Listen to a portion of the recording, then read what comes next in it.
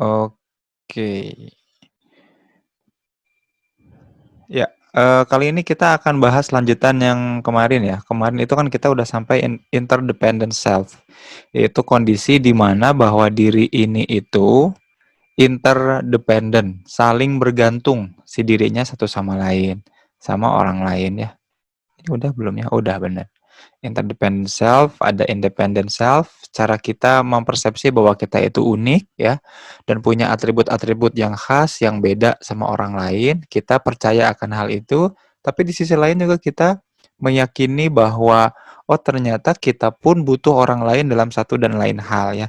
Nggak bisa kita bilang cantik tanpa ngebandingin sama orang yang agak kurang cantik kan. Cantiknya dari mana? Kalau semua cantik ya bukan cantik namanya.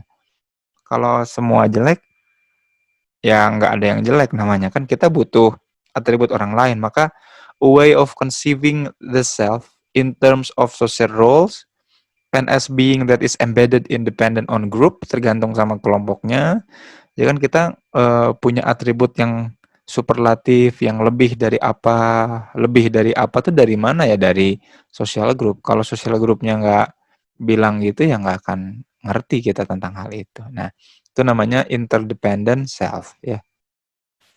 Berarti kita kemarin itu alhamdulillah sudah masuk di nature of self dan self as knowledge structure. Nah, sekarang kita bahas cuman satu hal aja, yaitu self presentation ya. Satu hal tapi ini lumayan cukup agak panjang nih. Agak panjang itu dalam artian mungkin slide-nya dikit tapi yang akan saya jelaskan panjang. Jadi mudah-mudahan nanti resumenya juga bisa panjang juga ya karena self presentation itu cara dari si nature of self ini memunculkan dirinya, mempresent dirinya, menampilkan dirinya dan juga cara dari diri ini dalam wujud knowledge dan juga dalam wujud structure itu mewujud di kenyataan di dunia nyata. Nah, ini yang penting untuk bisa kita pahami bersama bahwa bahwa apa namanya sesuatu yang ada belum tentu mengada. Jadi kadang-kadang kita punya cinta gitu ya, tapi buktinya mana kalau kita cinta? Aduh, tapi kamu nggak ngerti sih. Ya nggak ngerti, kenapa? Karena si rasa itu nggak presenting, nggak tampil. Sama kalau udah ngerjain Pak, mana hasilnya? Tapi nggak aku presentasikan, ya itu kan belum presenting. Nah kemarin itu kita ngomongin self dan self berupa nature sama juga self sebagai knowledge structure masih belum sebagai hal yang presenting, masih belum sebagai hal yang tampil. Nah sekarang kita baru ngomongin tampilnya tuh seperti apa sih, kayak gimana, kok bisa ditampilkan. Nah gitu ini kita mulai ya. Jadi namanya self presentation. Jadi ketika diri ini mempresentasikan, menghadirkan ke realitas yang ada orang lainnya. Nah, gitu ya. Kata-katanya gitu. Menghadirkan diri ke realitas yang ada diri lain. Jadi belum self presentation kalau belum ada diri yang lain. Jadi kita belum disebut presentasi nih. Saya belum disebut presentasi kalau nggak ada orang lain di situ. Jadi kalau belum ada orang lainnya masih belum disebut presentation. Ya. Jadi ketika ada orang lain atau diri lain, self lain, baru disebut presentation. Nah, ternyata presentation ini beda banget. Jadi ada kemungkinan bahwa apa yang ada di dalam diri kita itu bakalan berbeda juga tampilannya. Jadi ada kemungkinan apa yang berada dalam diri kita itu beda tampilannya. Diri kita pintar, baik, tapi pas ketemu diri orang lain, kok jadi nggak pintar dan nggak baik ya? Kok presenting self-nya beda? Gitu. Makanya ada buku bagus banget. Namanya judul bukunya tuh penulisnya namanya Irving Goffman. Irving Goffman, Erving Goffman. Itu keren banget. Irving Goffman. Dia bilang bukunya tuh bagus, Self Presentation in Daily Life. Jadi ternyata di kehidupan sehari-hari cara kita mempresentasikan diri itu bisa jadi sangat jauh dari diri kita sebenarnya. Makanya bisa jadi kita mengenali kita sebagai orang yang A, tapi mempresentasikan diri di dunia nyata tuh sebagai orang yang C, D, E kan berarti beda banget nih. Kok ada apa ya? Kok bisa beda banget? How we self presentate. Nah, yang saya pernah temukan itu kemarin adalah kecenderungan seseorang untuk memalsukan presentasi dirinya ketika berhadapan dengan orang yang dia sukai. Jadi kita tuh suka jadi diri yang palsu, diri yang ideal di mata persepsi orang lain. Jadi kalau A pacaran dengan B, nah selama berhubungan itu, selama berinteraksi antara A dengan B, A ini akan selalu mempresentasikan diri yang palsu, bukan diri sebenarnya. B pun begitu, akan merepresent diri yang beda dari sebelumnya. Kan gimana ya, bahaya gitu.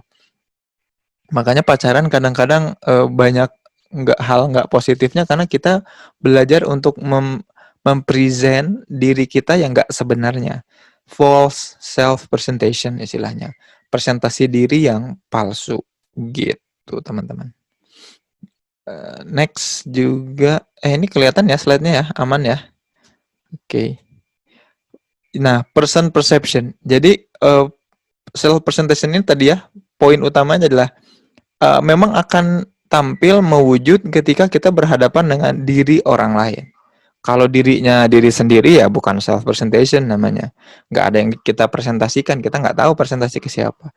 Tapi kalau self presentation ini kita mempresentasikan diri kita ke diri yang lain. Nah, maka ketika kita mempresentasikan diri, ada yang namanya person perception. Ya, ada person perception, persepsi orang lain di situ. Persepsi diri kita atau persepsi orang lain juga ada di situ. Nah, itu yang penting ya. Gitu. Oke, saya lanjut ya. Udah ada ya Rahmat sama Andinya ya. Oke. Oke, jadi lanjut. Jadi ada yang namanya person perception. Jadi ketika kita mempresentasikan diri, justru ada orang yang malah menampilkan dirinya, malah mempersepsi apa-apa yang kita tampilkan. Termasuk juga kita ketika kita berhadapan dan berinteraksi dengan orang lain, maka sebetulnya nanti kita juga akan punya persepsi tentang orang lain itu. Namanya person perception. Nah, apa sih yang dimaksud dengan person perception? Yaitu the process by which we come to know about other people's temporary states and enduring disposition. Ya, jadi also called social perception. Jadi person perception itu bisa juga disebut sebagai social perception, yaitu proses di mana kita mengetahui tentang orang lain secara sementara, temporary states, and enduring disposition. Jadi kira-kira orang lain tuh kayak gimana ya? Oh, ternyata dia tuh begini ya. Oh, ternyata itu tuh begitu ya. Nah, itu dari mana? Dari person perception. Dari mana datangnya person perception? Dari apa yang orang lain tampilkan, yang orang lain presentasikan. Gitu. Itu namanya person perception. Nah, lalu kemudian selanjutnya person perception itu bentuknya seperti apa? Nah, bentuknya seperti impression formation dan juga attribution. Sebelum ke situ saya balik lagi ke sini dulu ya. Bahwa jadi saya ulangi lagi, ketika kita ketemu sama orang, kan kita mempresentasikan diri. We are presenting ourselves. Tapi ternyata cara kita mempresentasikan diri bergantung dari orang lainnya.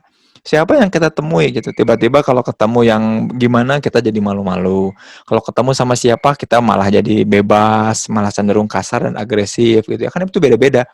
Ternyata kecenderungan kita mempresentasikan diri beda dan hal itu mendorong orang, menstimulasi orang untuk punya persepsi yang berbeda juga. Punya person perception dan juga punya social perception yang berbeda tentang seseorang. Nah, salah satunya yang disebut dengan person perception itu ada yang namanya impression formation, yaitu cara kita ngebangun kesan. Membangun kesan itu namanya impression formation, membangun kesan. Jadi, salah satu bentuk dari person perception, cara kita mempersepsi tentang bagaimana orang lain menampilkan dirinya adalah yang disebut dengan membangun kesan. Kesannya gimana sih? Gimana kesannya kalau ketemu si dia? Kalau ketemu ini kamu kesannya gimana? Jadi kenapa disebut kesan? Karena sesaat tadi yang ini nih. Other people's temporary state and enduring disposition. Ya karena sesaat.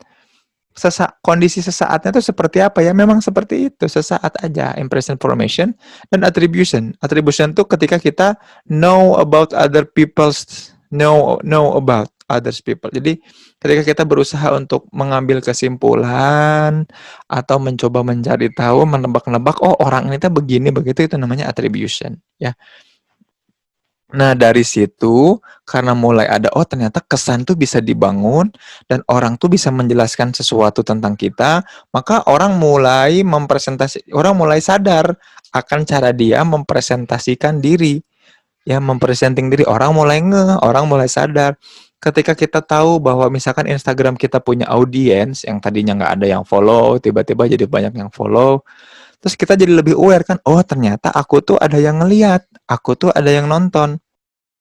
Berarti ada orang-orang yang terkesan denganku, dan ada orang-orang yang kemudian menilai dan juga mengambil kesimpulan atas apa-apa yang mungkin aku lakukan, gitu. Oke, kalau gitu berarti aku mesti aware nih, aku mesti melakukan sesuatu nih supaya presentasi diriku dikesankan bagus, atau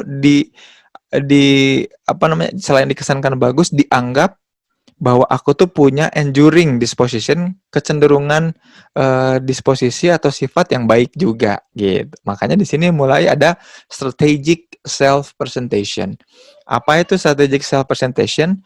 A process of constructing and presenting the self in order to shape other people's impressions and achieve ulterior goals, ya. Jadi strategic self presentation ini proses kita dalam membangun dan menampilkan diri kita dalam rangka untuk membentuk bagaimana kesan orang lain dan juga mencapai tujuan-tujuan tertentu, ya. Jadi ada self presentation, oh kita atributnya A, B, C, D, tapi kita pikir-pikir pas ketemu orang lain, kok ABCD ini nggak muncul ya? Ternyata dari yang muncul apa adanya, orang punya kesan tertentu. Oh, ternyata aku bisa nih, bisa membangun kesan nih buat orang lain. Namanya disebut sebagai strategic self presentation. Jadi proses di mana kita membangun dan menampilkan diri kita dalam rangka untuk membentuk kesan tertentu dari orang lain dan mencapai ulterior goals gitu. Untuk tampil menawan, jadi supaya aku tuh dianggap dipersepsi menawan sama orang, berarti harus ngapain? Supaya dipersepsi cantik tuh seperti apa? Makanya kadang definisi cantik kan jadinya distandarkan ya, rambut panjang, alis simetris dan agak tebal, indah, eh, kulit putih bersih dan bening kan gitu ya, kayak gitu. Jadi seolah-olah kita harus menampilkan hal seperti itu supaya dipersepsi cantik. Karena kita tujuannya memang ingin membangun kesan itu ke orang. Nah, kalau kita melakukan proses-proses dalam rangka membangun kesan itu, namanya strategic self presentation, ya. Dan ini banyak banget orang yang melakukan ini untuk membangun kesan. Apalagi politikus-politikus ya, untuk dipilih. Untuk kesannya merakyat, misalkan kesannya sederhana, orang ngebangun diri itu. Atau bahkan kemarin yang lucu tuh ketika membangun kesan marah ya, ada pemimpin negara kita ya yang ingin membangun kesan marah, marahnya lewat skrip ya kan. Itu kan sengaja, berarti ada proses strategiknya. Bahwa oh ini marah pun marah aja menggunakan skrip. Berarti memang sengaja dibangun untuk menampilkan kesan bahwa sedang marah, gitu. Nah, itu kan salah satu strategic self presentation. Nah, makanya self presentation itu kemudian lama-lama karena ada strategic self presentation, ada impression formation, ketemu sama social perception-nya orang, berarti self presentation itu kemudian dianggap sebagai cara kita untuk mengelola kesan yang kita buat untuk orang lain. Jadi self presentation ini kemudian didefinisikan sebagai cara kita untuk membangun kesan terhadap orang lain, gitu. Itu namanya self presentation. Nah, makanya termasuk juga tadi yang saya sebut di awal, kalau kita lagi pacaran gitu ya, supaya awet dan langgeng, kita sengaja menampilkan diri kita yang bakal terus disukai sama pasangan gitu ya, atau sama calon pasangan. Nah, itu bagian dari self presentation. Memasukkan diri kita juga bagian dari self presentation. Jadi hati-hati ya. Jadi manage the impression we make on others, itu definisi dari self presentation. Nah, di self presentation ini ternyata melibatkan apa? Melibatkan both automatic and deliberative thinking.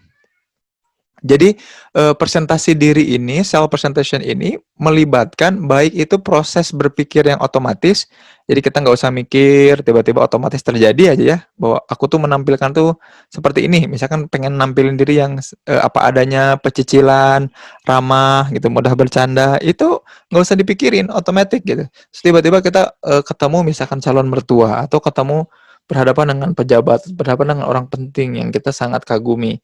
Jadi berubah nih, kita mikir, aduh gimana ya, kaki ditumpangkan apa enggak ya, bagusnya duduknya gimana, udah tegak apa belum, itu deliberatif, karena kita pikirin cara kita mengesankan orang lain. Nah maka self presentation ini memang melibatkan atau mencakup both automatic and deliberate thinking. Jadi bisa jadi nggak usah mikir juga kita udah menampilkan diri ya, namanya automatic thinking, atau ada deliberate thinking. Jadi kita tuh berusaha keras, bahkan sampai dipikirin untuk bisa menampilkan kesan ke orang lain, ke orang yang sedang berinteraksi dengan kita. Nah, hal ini, mau itu automatic dan deliberate thinking, bisa kita pelajari with well-learned self-presentation. Nah, bahkan bisa jadi pilot. Pilot itu bisa jadi hal-hal yang sesuatunya berada hal-hal yang sesuatunya berada dalam kendali diri kita gitu. Nah, itu kan seru ya dan penting gitu. Dan mudah-mudahan kita bisa dengan mengetahui ini kita bisa ngerti ya, oh ternyata tadinya nature of self tuh kayak gitu di pertemuan kemarin. Oh, ternyata cara kita mengkonstruk self tuh kayak gitu. Tapi kalau ketemu orang lain ternyata jadi berubah. Itu. Nah, perubahan ini yang perlu kita waspadai, perlu kita sadari gitu, teman-teman. Ya. Sampai sini ada yang mau ditanyakan dulu? Di komentari? Gak ada? Aman ya? Oke. Berarti kita lanjutkan lagi.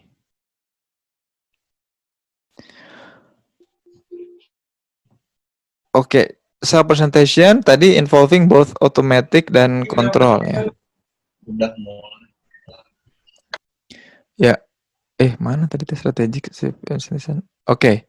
Nah, di antaranya ada beberapa hal nih. Strategic self presentation itu ada self promotion. Misalkan kita mempromosikan diri kita, ya. Misalkan kira-kira ada yang butuh bantuan apa dan gimana enggak? Yuk sama saya gitu. Atau ada yang namanya exemplification. Exemplification kita ngasih contoh. Kemarin aku pernah loh ngelakuin ini gitu. Itu exemplification. Kalau self promotion, ayo siapa yang mau ini, aku bisa loh gitu. Itu self promotion. Siapa yang mau ngundang, aku bisa loh ngelatih kamu untuk misalkan aku bisa loh ngelatih kamu untuk bisa goyang TikTok misalkan. Ya, itu self promotion. Kalau exemplification kita ngasih contoh. Ini nih, lihat nih, ada beberapa contoh video TikTok yang aku bikin. Ada modesty ya. Modesty itu apa ya, modesty ya? Saya lupa ingat, kita skip dulu aja ya. Ada intimidation. Jadi cara kita tuh memang mengintimidasi orang lain gitu. Kalau modesty itu apa ya? Aduh, bahasa Indonesia tuh biasa-biasa aja. Jadi dia nggak nampilin kesan yang wah, nggak nampilin kesan yang, pokoknya dia nggak ekstrim aja. Pokoknya dia ingin tampil biasa-biasa aja. Namanya modesty. Kalau intimidation memang berjuang untuk mengintimidasi orang lain. Kalau supplication, tahu nggak? Supplication. Supplication tuh apa ya bahasa sederhananya ya? Kita tuh kayak yang memohon-mohon gitu, namanya supplication. Jadi orang yang manja-manja sampai ngemohon-mohon, gitu, itu namanya supplication ya. Itu supplication. Kalau sandbagging,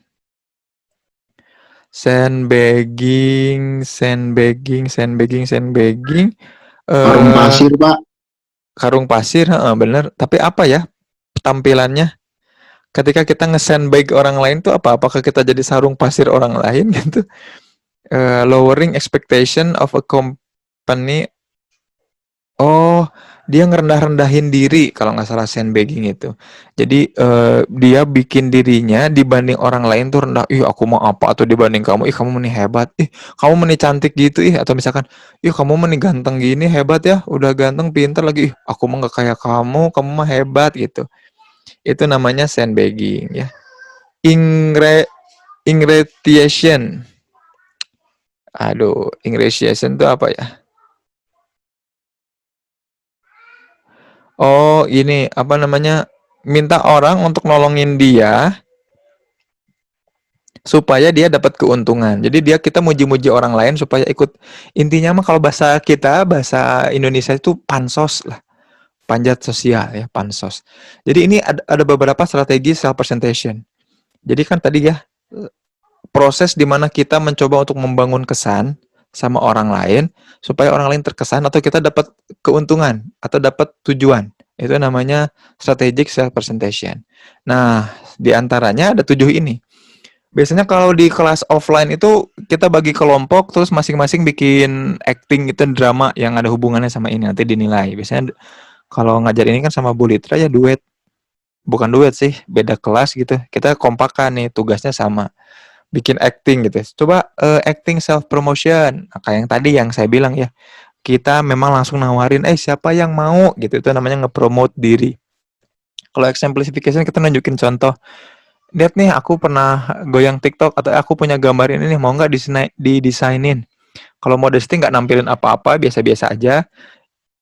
Intimidation memaksa orang, supplication memohon-mohon. Kalau sandbagging itu merendahkan dirinya di hadapan orang. Kalau ingratiation, pansos. Sengaja muji-muji orang, ngejilat-jilat orang supaya kita ikutan diajakin sama orang lain. Nah ini biasanya strategi self-presentation.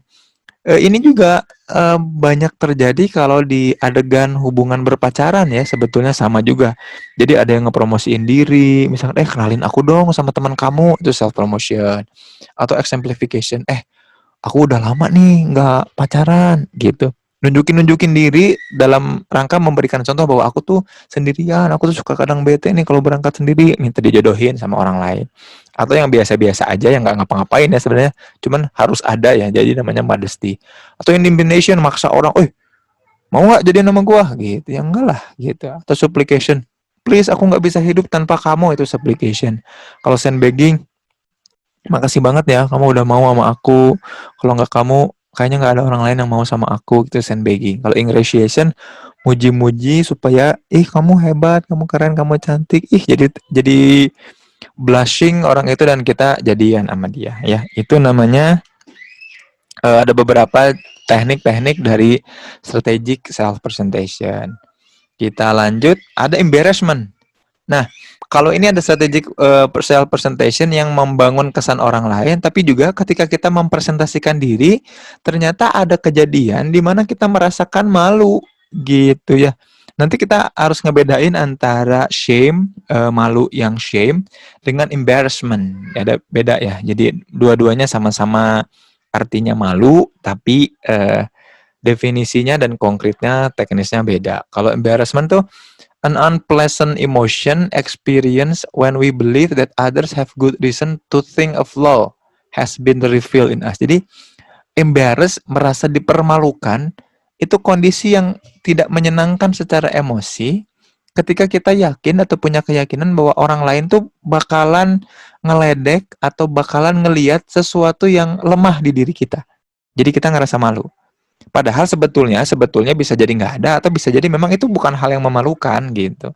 Tapi justru kita jadinya punya keyakinan, punya anggapan bahwa orang ini akan jadi punya alasan untuk melihat kelemahan saya. Jadi takut kelemahannya diekspos oleh orang lain, takut dinilai buruk, takut dinilai lemah, takut salah, itu embarrassment.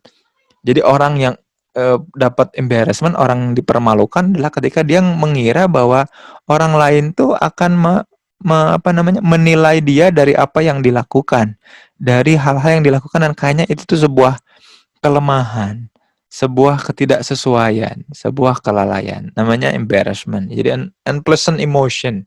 Kalau shame itu ada hubungannya sama relasional. Kalau shame itu kadang-kala malunya bukan karena diri kita dan bukan karena kelemahan diri kita. Malunya itu karena orang lain, karena relasi orang lain. Katakan gini, kita punya sobat. Nah, kebetulan sobat ini kita ajak makan malam bareng sama keluarga besar kita. Terus dia kentut tuh. Nah, kita kan malu. Malunya tuh bukan karena kita takut ada kekurangannya terekspos.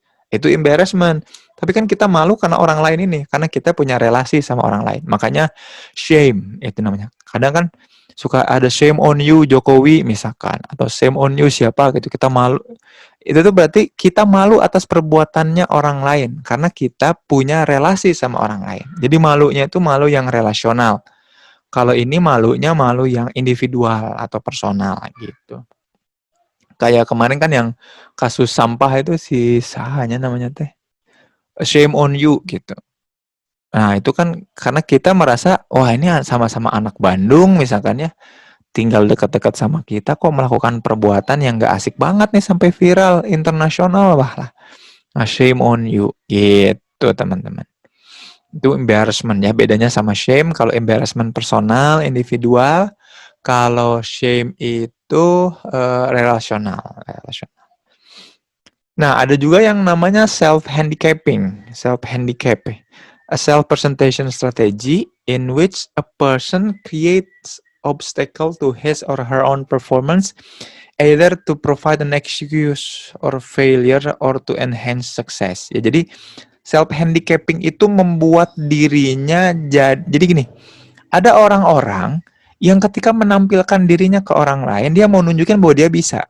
Tadi kan kayak self-promotion, atau tadi yang kayak ngasih exemplification, ngasih contoh. Itu ada orang-orang yang nampilin diri kayak gitu, dan itu hal yang wajar, yang normal. Tapi ada juga ternyata orang yang self-handicapping. Jadi membuat sebuah tantangan itu sebagai hal yang mencegah dia untuk mencapai performance terbaik. Aduh, aku mah apa tuh udah orang miskin sih, nggak punya mobil, jadinya aku nggak bisa. Aduh, aku soalnya nggak kayak kamu sih, punya handphone bagus, jadinya aku nggak bisa online yang lama, nggak bisa main gamenya nggak lebih keren gitu. Aku laptopnya jelek sih, jadi mungkin di Zoom juga sinyal juga suka susah-susah nih. Itu obstacle yang kita buat sendiri sebagai cara kita. Jadi beneran, bukan sebagai excuse, bukan sebagai alasan. Tapi emang beneran bahwa itu terjadi. Nah, cuman kita yang sengaja bikin gitu. Beda kalau yang sebagai excuse ya, namanya itu beda lagi, nanti ada locus of control itu ya beda lagi. Kalau nyalahin orang lain, nyalahin keadaan itu locus of control. Kalau ini enggak, dia sengaja dia sengaja tidak berusaha lebih karena menjadikan itu sebagai hambatan untuk dia. Ada salah satu mahasiswa bimbingan saya sama kayak gitu tuh. Jadi bilang, Pak, aku nggak bisa bimbingan nih soalnya laptop aku nggak bisa ngebuka filenya. Dan pas saya tanya, tapi kamu nggak berusaha untuk minjem laptop yang lain? Aduh, kalau saya minjem laptop yang lain, alasan lagi. Tapi bukan sebagai excuse. Tapi memang itu tuh sengaja dibuat supaya dia nggak bisa ngerjain si laptopnya itu. Nah, namanya self-handicapping. Nah, ini satu kelainan, satu gangguan ketika seseorang tuh mempresentasikan diri. Makanya kan kita juga kalau sebagai dosen sih kan ngadepin mahasiswa ya suka beda-beda. Salah satunya ada yang suka excuse ya nih, yang ini excuse nyari-nyari alasan aja, iya Pak, soalnya gini, soalnya gitu-gitu. Ah, itu excuse ya. Masih normal lah ya, banyak orang suka nyari-nyari alasan, nyari-nyari excuse kan. Tapi ini ada yang ekstrim, self handicapping itu orang ini justru malah dia yang bikin sendiri gitu untuk membuat dirinya gagal. Untuk membuat dirinya gagal perform, kan ada ya orang kayak gitu ya. Gak normal gitu yang kayak gitu. Nah, tapi ada. Ada juga yang nah, behavioral self handicapping katanya memang ya ini makanya apa nggak disebut nggak normal karena ini nih, behavioral self handicapping is more destructive than self reported. Jadi kalau dia mengira dirinya self handicapping masih ya ada gangguan tapi nggak terlalu masalah.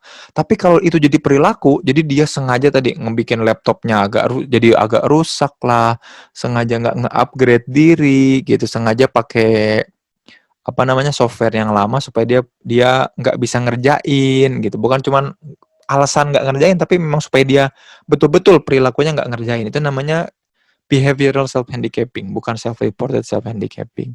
Nah, itu kan bahaya dan nggak normal banget lah orang kayak gitu. Yang mudah-mudahan kita nggak dipertemukan dan nggak jadi orang yang self-handicapping. Ya, kalau ada masalah, segera temukan solusinya, jadi solusi atas permasalahan itu, kita troubleshoot ya, kita betul-betul atasi masalahnya supaya jadi solusi. Itu yang lebih baik, lebih asik. Selanjutnya, kita itu biasanya menggunakan self-handicapping. Kita itu siapa? Men. Laki-laki itu seringnya pakai self-handicapping. Jadi kenapa kamu nggak jemput aku? Ya ini soalnya olinya bocor, sengaja kita buka dulu olinya. Atau soalnya bannya bocor, sengaja kita bocorin dulu bannya gitu. Jadi lebih melakukan tindakan-tindakan konyol, sebenarnya memang aneh ya. Self-handicapping tuh lucu lah. Memang bodor ya. Ada juga self-monitoring. Ya, self-monitoring itu the tendency to use cues from other people's representation in controlling one's. Jadi gini, ketika kita berinteraksi sama orang lain, kadang kita risih, awkward moment, bingung. Aduh, harus berperilaku seperti apa gitu. Nah, kita pakai yang namanya self-monitoring. Self-monitoring itu kecenderungan kita untuk menggunakan cues. Cues itu tanda-tanda fisik, gestur orang lain. Kira-kira orang lain nampilin kayak gimana ya? Menampilkan perilaku apa? Menampilkan gerak-gerak wajah seperti apa? Oh, aku tiru Oh, inilah yang jadi self presentationku gitu. Jadi kalau orang lain ketawa, ikut ketawa. Orang lain ngangguk-ngangguk, ikut ngangguk-ngangguk. Ya, dalam rangka apa? Untuk bisa menyesuaikan diri sama orang itu. Biasanya self monitoring tuh gitu ya. Jadi kita nggak punya referensi harus mempresentasikan diri seperti apa, maka kita menangkap sinyal-sinyal dari orang lain lewat self-monitoring. Itu namanya self-monitoring ya. Dan self-monitoring itu membuat kita sangat ngecun ya sama social cues. High self-monitors are highly attuned to social cues. Orang-orang yang sering pakai self-monitoring akan senantiasa aware terhadap apa-apa yang terjadi di sekitarnya. Jadi dia akan lebih peka, lebih waspada, mungkin lebih jadi toleran gitu. Dan itu yang lebih reseptif lah, istilahnya lebih mudah menerima gitu. Itu namanya attune. Attune itu attune ya, sebetulnya attune. Nadanya pas banget. Dia ngeblend, dia cocok banget. Nah, biasanya kalau kita mempresentasikan diri tapi nggak punya referensi yang baku, yang optimal, yang masih membuat kita kadang kebingungan ya, kita ngelihat orang lain pakai self monitoring itu gitu. Terus udah deh. Paling ini evaluating the self-nya minggu depan kita bahas detail lagi. Itu tentang self presentation ya. Jadi self presentation itu tadi ujung-ujungnya adalah mana tadi ya? Oh, bukan. Self presentation itu adalah bagaimana cara kita mengelola impresi yang kita buat ke orang lain. Jadi kalau kemarin kan di pertemuan yang lalu itu kita bahas tentang gimana sih self itu alamiahnya seperti apa. Bahkan pertemuan awal banget kita ngomongin error-error di self ya, kayak self-fulfilling prophecy lah, psychological construction of reality gitu ya, a change blindness, kita belajar itu. Lalu self as knowledge structure yang kita bahas kemarin kan bahas banyak tentang bagaimana bangunan diri kita, ada self schema, ada self awareness, macam-macam. Tapi di sini kita lagi ngomongin tentang gimana sih caranya menampilkan diri kita. Oh, kayak gitu ya. Ada beberapa strateginya, ada beberapa caranya. Oh, dan seperti itu ternyata cara-caranya. Gitu. Dan bukan minggu depan, pertemuan selanjutnya kita akan ngomongin bagaimana cara mengevaluasi dirinya. Bagaimana cara kita mengevaluasi diri kita. Salah satunya adalah dengan self-esteem ini. Gitu. Ada yang mau ditanyakan, dikomentari, ditanggapi? Pak, saya mau nanya Pak, Putra 15 Pak. Oke. Pak, untuk strategi self presentation itu Pak, sampai kapan sih orang itu bisa melakukan itu gitu Pak? apakah sampai tujuannya tercapai atau gimana tuh Pak? Ya, biasanya sih memang sampai tujuannya tercapai.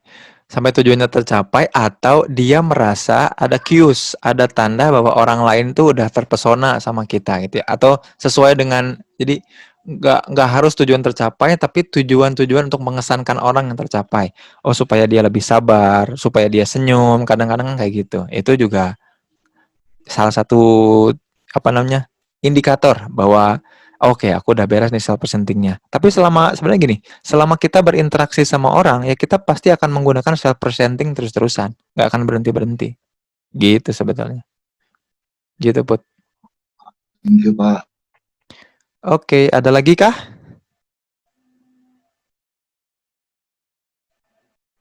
Aman ya? Oke, kalau gitu ditunggu resume-nya dari Rahmat dan juga Moh Andi.